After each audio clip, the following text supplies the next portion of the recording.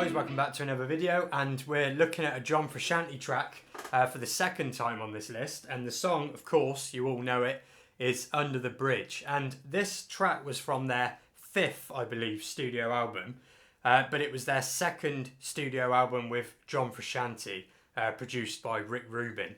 And up until this album, so of course you've got four previous albums, and they were successful, like, you know, especially within the scene kind of thing, and especially in America.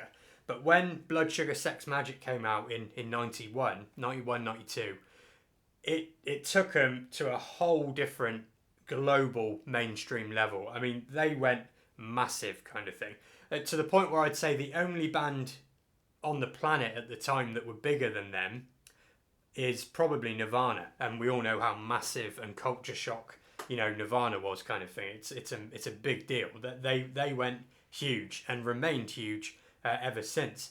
And it was on the Under the Bridge tour in '92 that John Frusciante quit the Chili Peppers for the first time and wouldn't come back until 1998.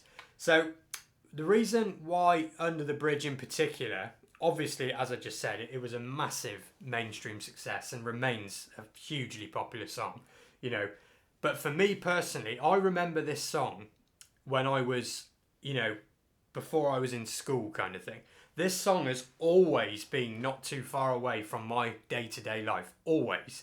And even when the song was, you know, 12, 13 years old, when I was a teenager, I got into the kind of skate scene, the jackass scene, you know, videotape cameras and doing all that nutty stuff as a teenager kind of thing. And the Chili Peppers were always kind of sort of within that, you know, their music was kind of always in that scene as well. So, you know, it's been on the periphery of my life all along kind of thing.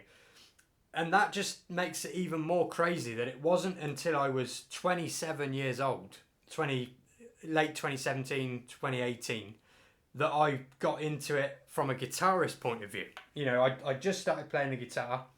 One of my friends had got a Stratocaster, and it just kind of spoke to me for some reason. And the Chili Peppers, as I say, had always been kind of part of my life, even if it was just one step removed from my life. It was always there, and that made me get my first Stratocaster, which was a Squier, and start learning from scratch. I didn't even know chords. I knew nothing about playing guitar whatsoever, really.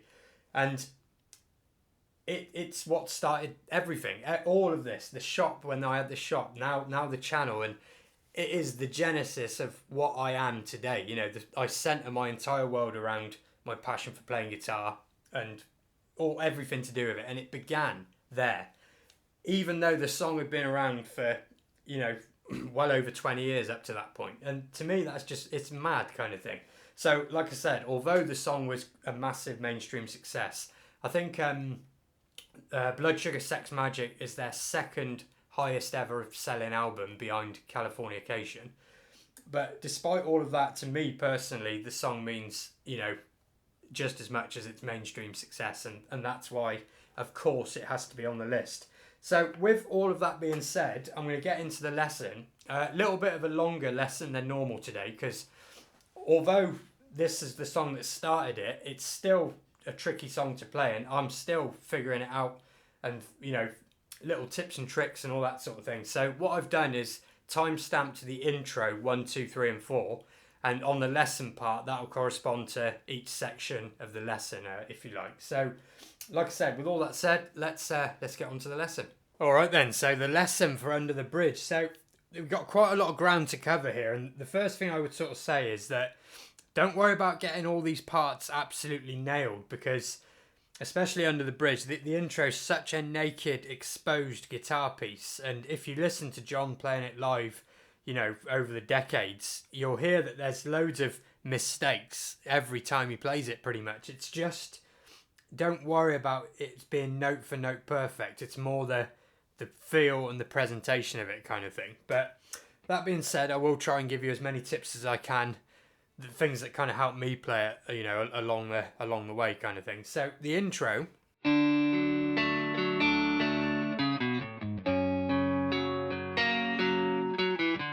all of that bit is kind of based around two chords.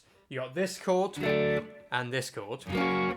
And the way I'd play that is the opening chord, rather than kind of doing a bar shape, you only need 4 strings and you've got 4 fingers. So I would finger each string kind of individually, and what you want to do is put your little finger A string 5th fret, 3rd finger 4th string on the D string, 4th fret on the D string, 1st finger 2nd fret on the G string, and middle finger 3rd fret on the B string. And you only need those 4 strings. We're not doing anything with the E string. So to pick it, you've got this kind of hybrid kind of picking thing going on. Although I do think that the high notes are probably overdubbed, but you can definitely sneak them in there kind of now and again when you're playing it on your own. It's cool to do it. So with the hybrid picking, we want to go with this chord that we just went through.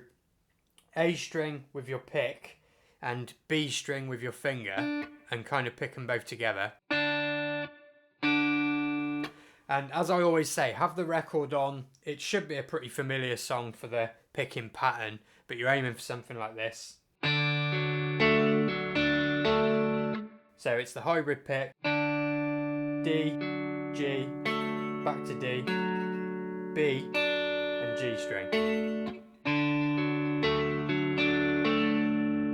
And then we get this kind of walking riff into the next chord, which is on the A string, 4th to 2nd, E string, 5th to 4th.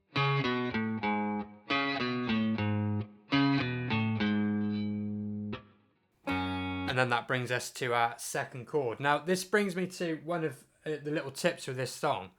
Every time you get to a chord, you know, like a bar chord shape, you don't have to be obliged to play it with your thumb just because that's what John and Jimmy do. I find that there's a lot of, you know, it's 50-50 for me, and I'll kind of cover that as we go. But with this one, I tend to play it kind of more normally, and I just find that the transition is a little bit easier. So like I said, first bit,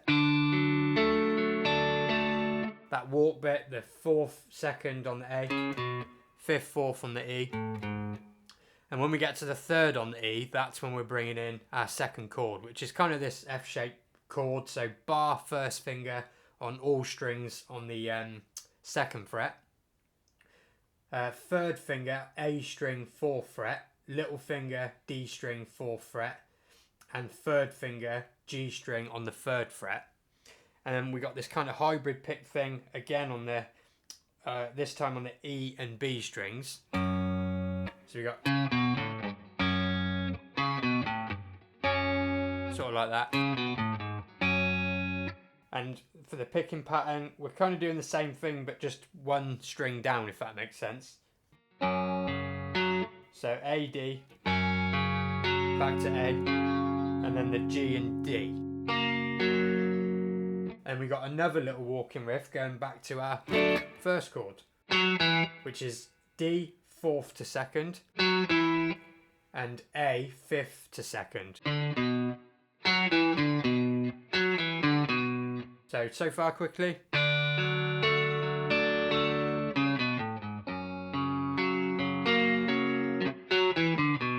That's where we are so far. And then we're going back to our first shape. Just a reminder, little finger, A string 5th, 3rd finger, D string 4th, 1st finger, G string 2nd, middle finger, B string 3rd. That first chord we looked at. But we kind of want to use our little finger to slide it into shape. Keep all the others the same, and the little finger just goes. And then we're using our little finger again to get that hammer-on pull-off. So, little finger slides to the first, the first chord. And don't worry so much about putting in the high string on this one, because we're kind of occupied with that slide. But if you can get it in there, it's always nice because it's on the record, but again, fairly sure overdubbed. And then for the hammer-on, I use my little finger, and the first finger up here, remember, is already on the 2nd fret of the B string. And I'm using my little finger to hammer on and off on the 5th fret of the B. And again, first finger is already on the G string 2nd fret. And just kind of practice running around that.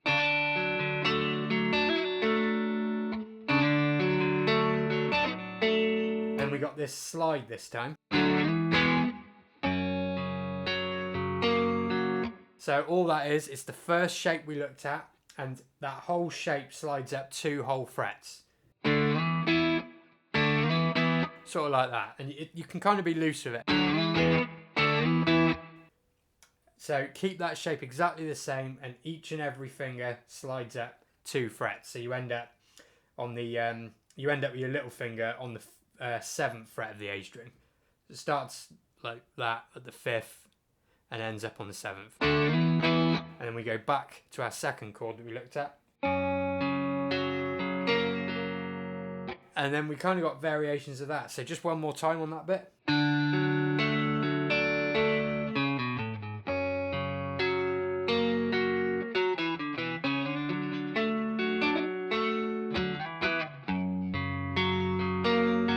And when you do that slide, you can kind of just concentrate on the A and D. It doesn't have to be the whole chord, but keep it roughly there. And if you catch a note, it will just add to the flavour of it, sort of thing.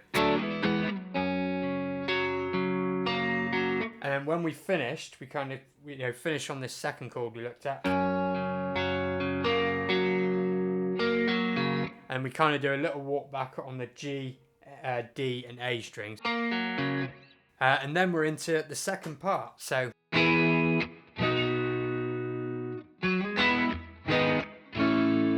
the vocals come in. So on this bit, again, we're going to do a hybrid of using our thumb or not using our thumb. I find it really helpful to kind of use both methods kind of thing. So the first chord for that, we're using our first finger, A string, and it's kind of going to mute the low E. A string on the 7th fret this is. And then our little finger is going to bar the D, G and B. And it's good if we use the top of our first finger to mute the low E string. We can kind of get more of a percussive thing without getting we don't want to hear the low E string. So first and little finger for this chord. Little finger, as I say, barring the 9th fret of the D, G and B strings. And then it's the same chord shape we looked at up here, except for this time it's played first finger barring the 7th fret of the E across all the strings. 3rd finger A string 9th, little finger D string 9th, middle finger G string 8th. Or we can play it with our thumb. So first shape like that, like we looked at. So with our thumb would come over to the 7th fret of the low E string. And then we'd kind of be muting the A string with our 3rd finger while that presses down on the D string 9th fret. Middle finger would be 8th fret on the G string. First finger, 7th fret on the B string, and again the pad of that finger mutes the high E. Or see, you always get a slightly different tonality depending on how you play that 2nd chord. So lots of these little things are ways you can kind of add and take away little flavours with it, kind of thing. So there's the first 2. Now, the reason why I tend to play it without my thumb for this bit is for this slide part. I find that easier to do if I'm coming from this position rather than this.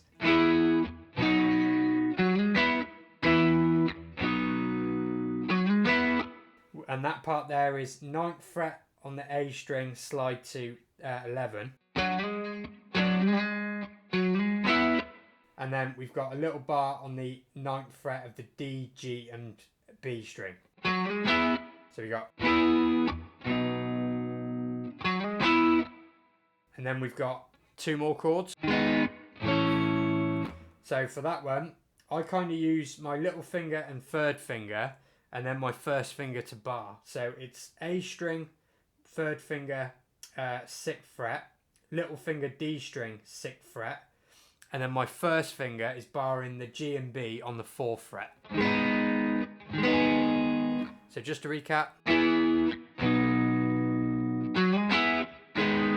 And then we finish on this shape again, same shape we did up here and here, except for this time it's starting on the 5th fret.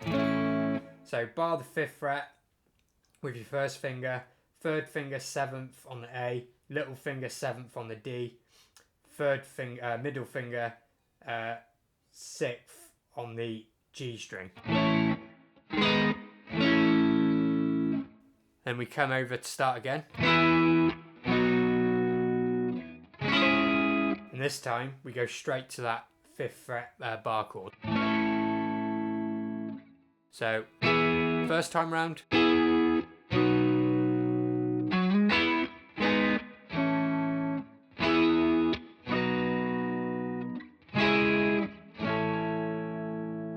And then when we want to end that rotation of chords there, we got this to finish. And what that is first finger on the A string, 7th fret, third finger D string, 9th fret, middle finger G string, 8th fret, little finger B string, 9th. And whenever I come across this shape, we all kind of know the D chord. I kind of think of it as like an upside down D, one string closer to me whenever I come across that shape. I know that's a niche way of explaining it, but maybe someone out there thinks of things in shapes as well. So always think of that D shape, but upside down kind of thing. That's the way I remember that shape. And now probably the most recognisable or most kind of cool bit to play, and the bit we all kind of want to hear on the song.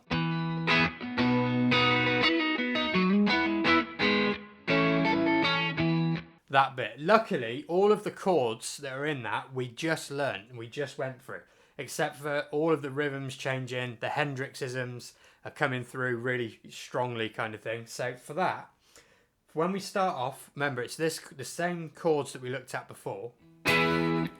So we want to kind of just hit the A string and then kind of pick up. So A string, 7th fret, little finger, D, G and B, 9th. And the rhythm, again, have the song on and you'll kind of feel how the song goes. And now we're going to come to another, do we go thumb over the top or do we play it like a normal bar chord? And it's a trade-off. So if we go, if we do it without the thumb over the top, this bit is a little bit harder. Because we've got to use our little finger on 2 strings. If we do it like this, thumb over the top, our little finger only has to worry about 1 string. So you see, whether you do your thumb or not, it's a trade-off, and then that reverses on the next bit. So again, 2 chords. And for the hammer-on pull-off, we're going on the G string. Remember, our third finger, our middle finger, is already on the 8th fret of the G string. So we're doing a hammer on to 9th. And then 9th on the D.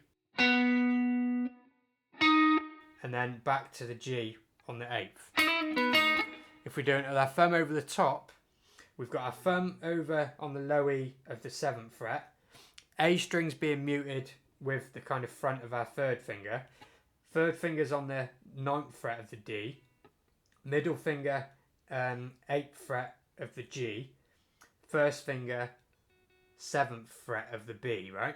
And then with our little finger, we've only got to do the hammer on the G. But our first finger's already on the D string. In the right place. Whereas if we do it like this, because I'm using that A string with my third finger, I need to use my little finger for both.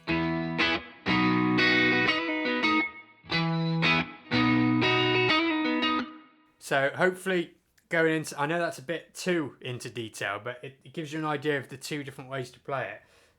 And then we come into the... Now, if we play it with our thumb over the top for that second chord, that bit is slightly harder. If we choose to play it bar chord on the second chord, that bit then becomes slightly easier. So it's the reverse of the first time. So depending on if you use your thumb or a bar chord, that slide little bit, which is A string 9th to 11th, D and G on the 9th, back to the 11th on the A, and then back to the bar on the 9th on the D and G. And I kind of just only pick the bar bit and kind of try and get a hammer on back to the 11th on the A.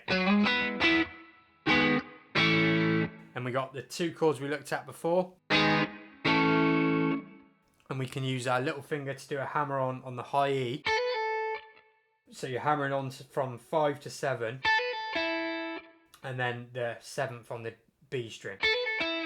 Then we go back.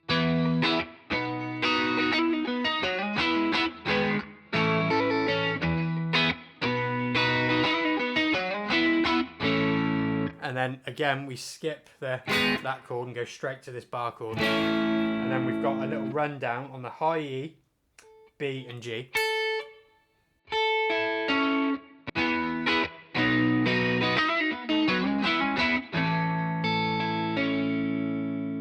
And that kind of repeats itself a few times. So basically what I'm saying with that is just get used to whether you prefer to come over to a bar chord or using your thumb.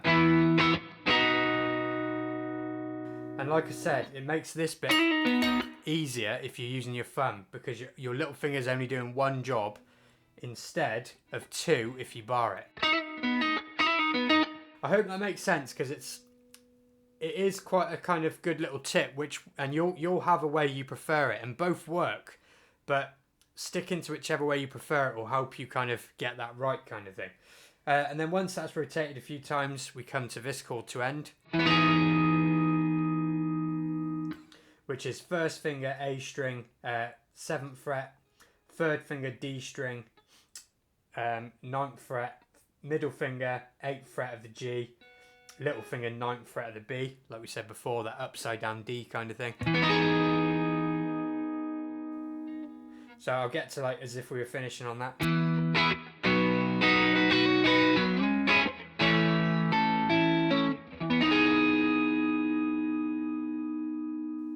And then just to add in one or two little more tips on that little, versey kind of bit. So we got... So I tend to then bar it for this part because it's easier for me to get my little finger over when I'm in a bar. So this is what I'm trying to get through. I know I'm going about it the long-winded way, but mix and match whether you bar or do the thumb over the top, depending on what you've got, which part of the verse you're in, sort of thing. But for that, all I'm doing there is from that bar chord shape we looked at, little finger 7th to 9th, and then I kind of pick the B and the E string together. And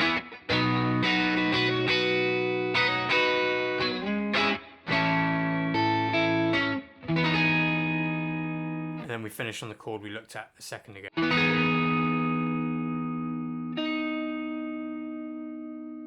And then for this bit,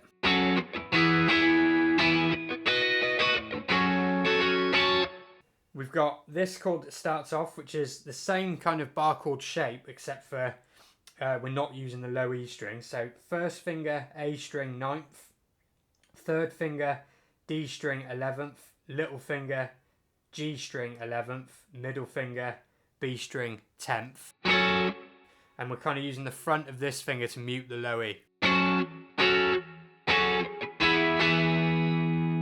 And then back to the shape that starts there. Same shape for that one. Using our first and little finger. And then we got this, which is the D shape, the right way around this time. And that's G string 11, B string 12, high E string 11.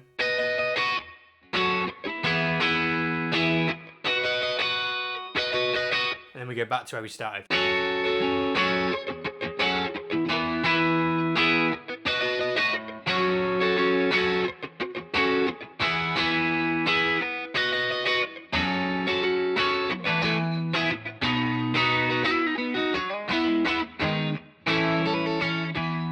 And then we go back round to the verse. So other than that, there's only two little sections left at the end of the song, which are the easiest of the song. So you got this, with I'll put the chorus on from the warm audio.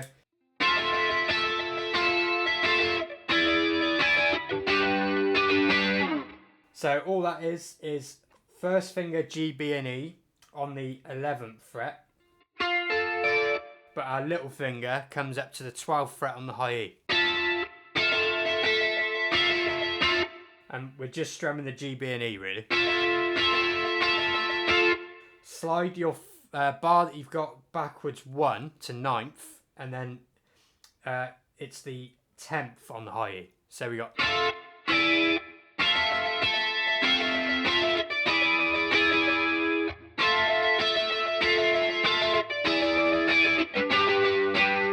And then we've got this kind of... It's the same shape we did there, except for move it up and start it on the A string, 10th fret, and then 12 on your little finger bar.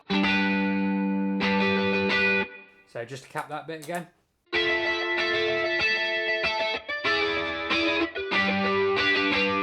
And then we got the famous ending.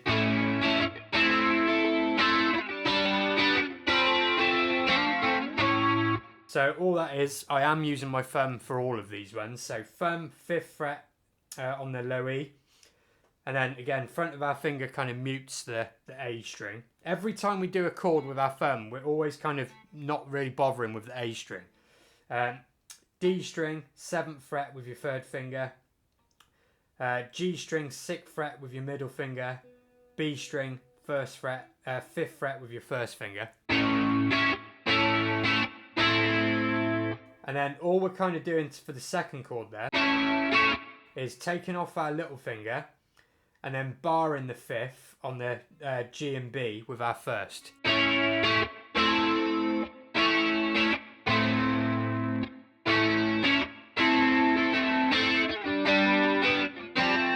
And then that first shape we looked at, move it back 2 frets and you can kind of hammer on with your middle finger. Move it back 2 frets again and you can hammer on with your little finger again. So that shape is the same.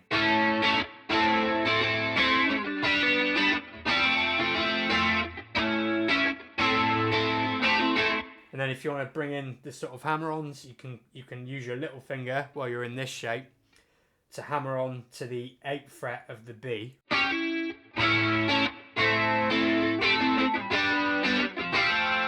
And once you've gone over that a couple of times, it ends with the bar chord just there, which is low E string, 5th fret, 3rd finger, A string, 7th, little finger, D string, 7th, middle finger, G string, 6th. So hopefully all that made sense. We've covered a lot more ground there than I normally would in these sort of videos.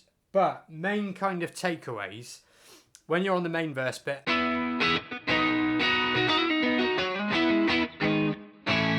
decide whether or not you want to play it with your thumb over the top, which makes your little finger easier to do,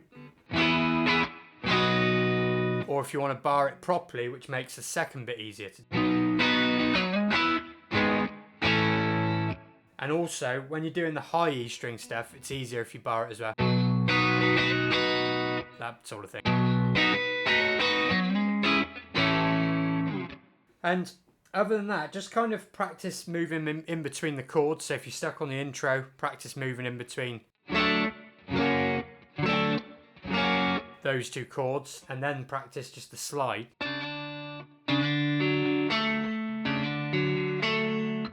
And other than that, just kind of have fun with it, really. It is a trickier song than it looks, and like I said, that intro is so naked and exposed. Don't worry so much about getting every single note right.